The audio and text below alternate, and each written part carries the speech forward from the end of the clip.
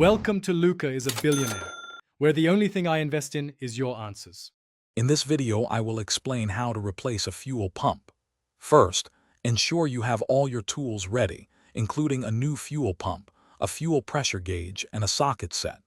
Safety is paramount, so always disconnect the negative battery terminal before you begin. Next, relieve the fuel system pressure to prevent any fuel spray. You'll typically find the fuel pump access panel conveniently located beneath the rear seat cushion. Now let's get to the fuel pump itself. Begin by removing the rear seat cushion, which usually just pulls up. Underneath, you'll see the access panel. Unbolt it and set it aside. Next, carefully disconnect the electrical connector and the two fuel lines attached to the fuel pump module. Be prepared for a small amount of fuel to spill. Finally, use a fuel pump retaining ring tool to loosen and remove the large plastic ring holding the pump in place. With the retaining ring off, you can now carefully lift the entire fuel pump assembly out of the fuel tank. Take care not to bend the fuel level float arm.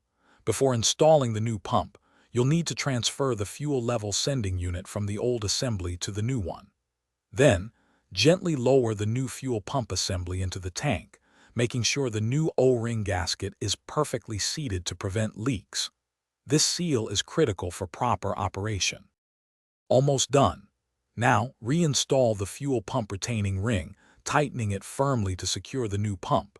Reconnect both fuel lines and the electrical connector, ensuring they click into place. Replace the access panel cover and then the rear seat cushion. Before starting the engine, turn the ignition to the on position several times without starting to prime the fuel system. Finally, start the engine and carefully check for any fuel leaks around the new pump assembly.